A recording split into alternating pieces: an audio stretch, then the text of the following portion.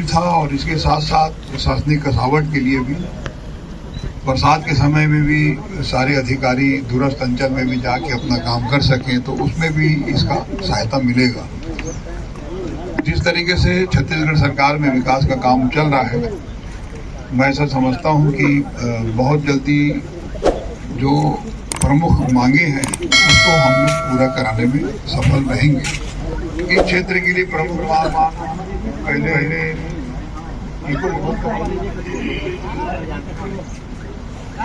Bank खोलने के बारे में मांग बहुत ज़्यादा आती थी, तो बैंक खोलने का काम भी हम लोगों ने कराया। फिर कुछ गांव से मांग आया कि हमको बोडला तहसील में ही रखा जाए, उप तहसील यहाँ बनने के बाद, तो उनको बोडला तहसील में करा के, और ये जो बैंक का कार्य क्षेत्र जो है उसमें भी कुछ लोगों का कहना था कि हमारा खाता बोडला में होना चाहिए, तो वो भी सब सुविधाओं को उपलब्ध कराया गया है। तो तहसील का और अलग अलग ग्राम पंचायतों में बहुत से ऐसे गांव हैं, बहुत बड़ी स्थिति है जिसमें प्राइमरी स्कूल एकदम जर्जर हालत में था, तो उनको भी जरूरत दी है। इसके अलावा अनेक ग्राम में सीसी रोड का बहुत अधिक करने के बाद भी बहुत कुछ काम बचा है जो आने वाले समय में हम लोग पूरा कराएंगे। एक आवास के बारे में जिस गांव में भी हम लोग जाते हैं उसके बारे में लोक जानकारी में देरी हुई थी, बाद में 3200 करोड़ रुपया उसमें जारी करके सभी को दे दिया गया है।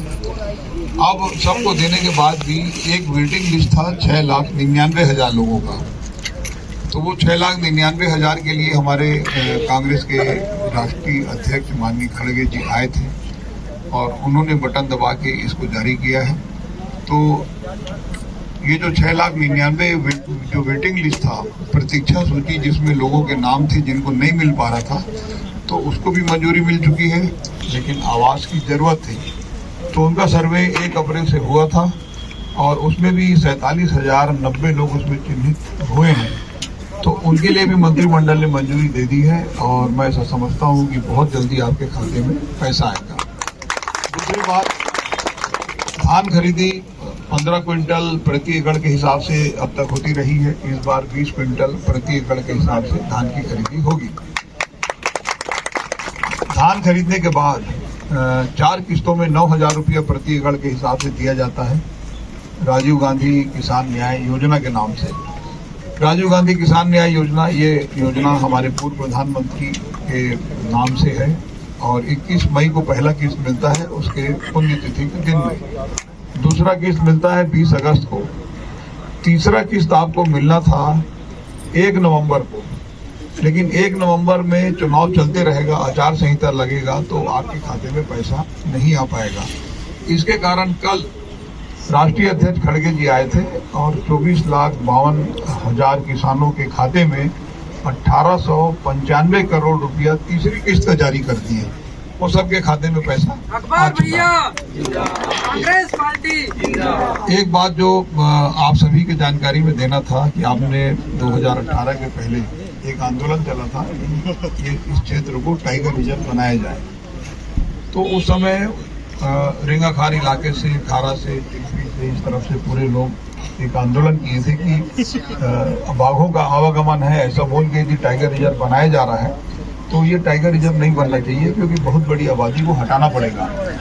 तो उस समय रेंगाखार में, झलमला में, चिल्पी में मैंने ये कहा था कि भाई आप हमारी सरकार बनाओ और हम लोग आगे चल के इस बात का प्रयास करेंगे कि टाइगर रिजर्व नहीं बनेगा। अब भाग्य से सरकार भी बन गई और वन मंत्री मैं खुद ही हो गया। तो पहला जो हमारा विधानसभा का सत्र था उसमें मैंने इस बात की घोषणा की कि भोरम जी जो टाइगर रिजर्व है वो हम नहीं बनाएंगे।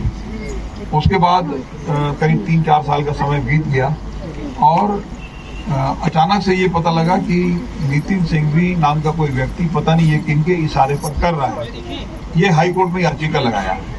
अब नियम ये होता है कि मैंने विधानसभा में तो घोषित कर दिया कि टाइगर रिजर्व नहीं बनेगा, लेकिन इतने में काम नहीं बनता।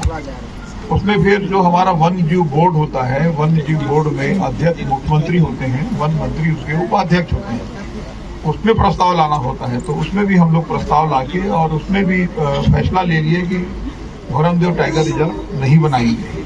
तो उसमें चिल्फी से लेके ये पूरा हिस्सा प्रभावित होता है, सब पूरा गांव खाली करना पड़ता है उसमें। अब ये सब होने के बाद भी नितिन सिंघवी नाम के व्यक्ति अभी साल भर पहले हाई कोर्ट में याचिका दायर कर दिए और हाई कोर्ट में ये मामला लगातार चल रहा था।